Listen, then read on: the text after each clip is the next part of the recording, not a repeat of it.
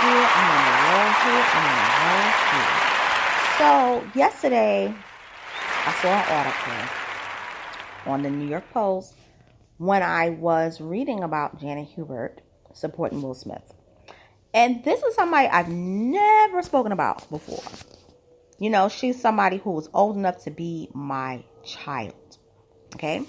But the kids know her. And this is about JoJo Siwa. Now, I'm going to give you a backstory of JoJo Siwa. JoJo Siwa was on Dance Moms. She wasn't there in the beginning, but she became very popular when she joined.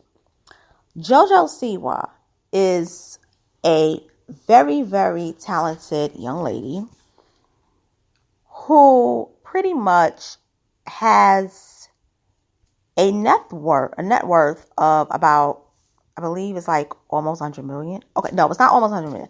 She has a net worth of 20 million. So she's a dancer, singer, actress, model, and a reality television personality. JoJo Siwa does these concert tours, and she always has like unicorns, and she's known for bright colors, rainbows, and I will say she's talented, okay? But what a lot of people may not know about JoJo Siwa is that last year, or actually a year and a half ago, she came out as being LGBTQ. So she does not label her sexuality per se, but she considers herself to be a pansexual. Now, when she came out, she was only 17. Okay? She's now 18. She does mention that she uses the terms gay and queer interchangeably. But she had a girlfriend and they broke up. But the one thing I found interesting about her is that she does not like to be in scenes in movies or shows where she has to kiss a boy. She will walk off the set. She does not play that. And I'm going to get back to that later on. But what JoJo Siwa recently did was she cut her hair. Now, I have talked about her ponytail to people I know. And I said her ponytail was going to damage her hairline. And she would be better off not wearing a ponytail anymore or cutting her hair shorter and just letting it grow. And she was an adorable little girl. She was really, really adorable. But I'm not going to lie. I had a feeling that she was queer. And I had that feeling because there was just something about too many rainbows and the way she would dance. When she would dance, she was dancing as though she was like a tomboy, like she was about to fight somebody. Like if you look at how her dance on concerts and how she dresses, it's very telling that she is not interested in boys. Just put it out there. But she cut her hair, and her haircut, I would say she wears it well. But the thing about the haircut is that it does have androgynous, masculine connotations to it. And recently, the nickelodeon, the Kids' Choice Awards it aired. And she wasn't invited.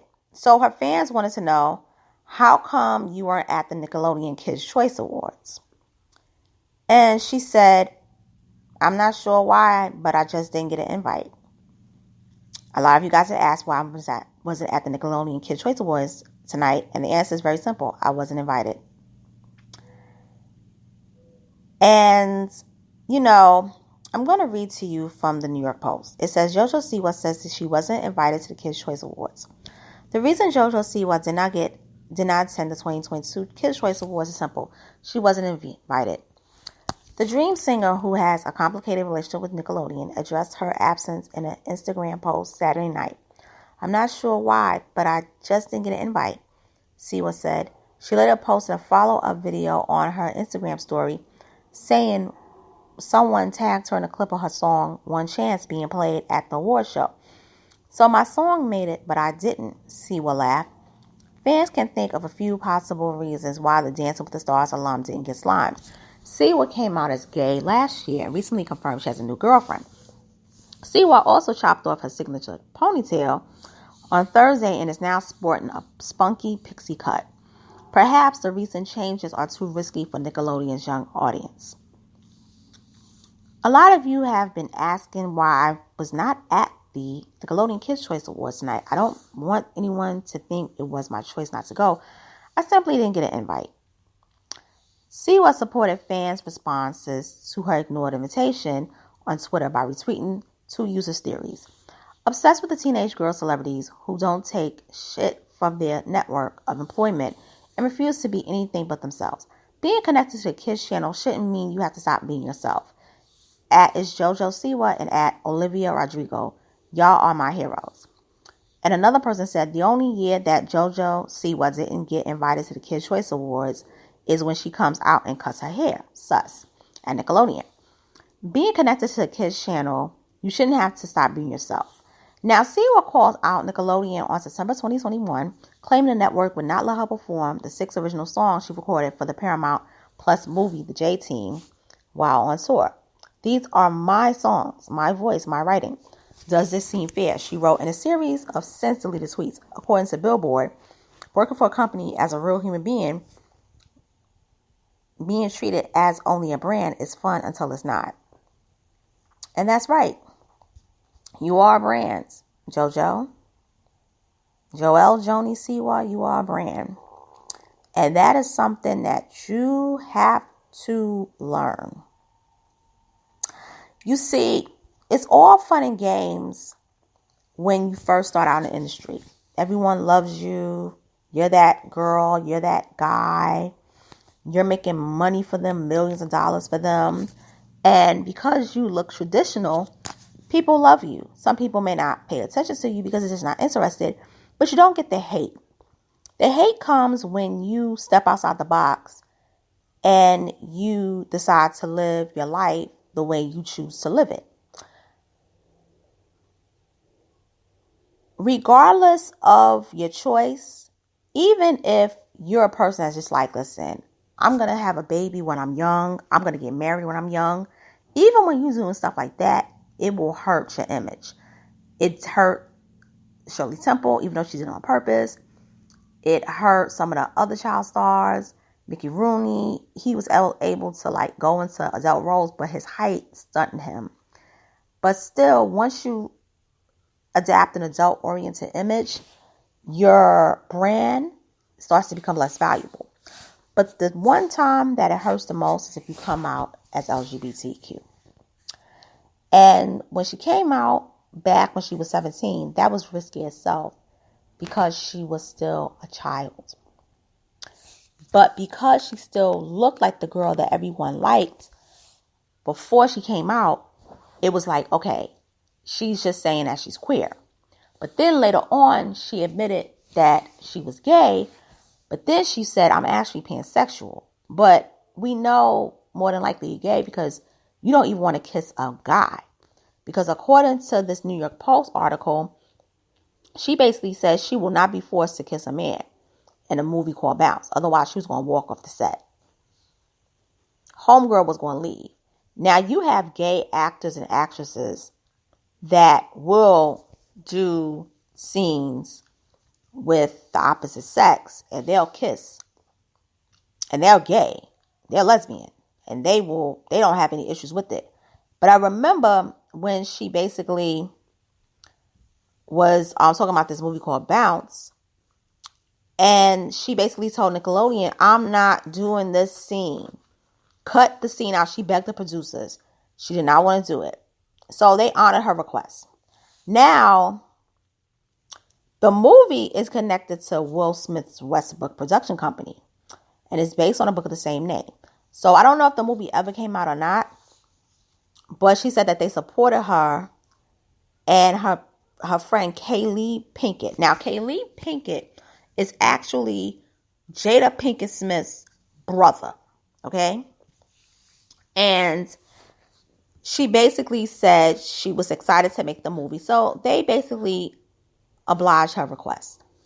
Now, the thing is that the movie is somehow still connected with Nickelodeon. So the reality is that you have this girl who is bold enough to be out as gay, pansexual, queer, but she still is, whatever. Now she says, I don't know, bisexual, pansexual, queer, lesbian, gay, straight. I always just say gay, which is probably what you are. You're gay, because it just kind of covers it. Or queer, because I think the key word is cool. I like queer. Siwa continues. Technically, I would say I'm pansexual because that's how I have always been my whole life. I just like my human is my human. Okay, now I'm going to get to Middle America and Nickelodeon Wars. Everything that is done in television is always connected to Middle America. Middle America rules. Middle America is Bible Belt. More Bible Belt than, believe it or not, the South. Okay? So you have this young girl who you promoted on your network. You promoted her to the children. You promoted her to the kids. Now, she's basically looking more masculine, and it's a problem. So you don't want her on your show. You saw that she cut her hair. You can't have her. Now, I'm going to say something. I understand Nickelodeon's point of view, and I'm going to tell you why. How do you explain to a 3, 4, 5, 6-year-old that their favorite celebrity, who was a young person, is LGBT? How do you explain that? They're too young to understand sexuality. You can't basically talk to them about that without first talking about sex to them. Because still the whole thing with LGBT is dealing with sex and gender. That's sex education. I didn't learn about sex education until I was 10 years old. Most people, the old school, they didn't learn about it until they was 12, 13. It's not fair to basically challenge children's innocence. And that's what Nickelodeon is trying to protect. Which I find ironic that Nickelodeon is doing that, but not Disney. You understand? So you got Disney that's always been edgy, that's pulling back because they're seeing that the parents are not playing. See, the parents are like, listen, you want us to go to Nickelodeon, visit your little resorts and everything, go to your shows, watch your shows, award shows, whatever, buy your tie-ins. We're not supporting this. Enough is enough. And I think there was a lot of pushback when she was on Dancing with the Stars and her partner was a woman, her dance partner, which was the first time. Same sex. This girl does not want to interact with men in any capacity. She does not want to interact with the opposite sex. And to me, that tells me two things. Either, and I'm going to say it because this is my channel, either she's pushing an agenda, or what she's doing is she really has a fear of men. And I think that whoever is her family, they need to sit down and talk with her. Because she might really have a fear of men. Because we don't know what could have happened to this child. Something could have happened to her and we don't know it. It could be something personal. It could have been something that happened to her, who knows, when she was first in the business. Because her reaction to, I'm not kissing a man, I'm not doing it, but you say you pansexual, it's, something's not adding up. And I don't think that we as people should shun her and throw her away. But she has to also realize that you are a teen brand, but you're also a brand that attracts children. Your fan base aren't adults. It's the children that are your fans. So yes, you could live your life as you choose, but you have to expect the consequences. And you have to understand that you're going to get a lot of pushback. And you have to be prepared for it and realize that that's what it comes with being yourself. It's not fun. When you have been popular for years, you made so much money for them and they love you, and then they turn on you because you want to be you. But you got to eat it up, kid. And you got to take those hits.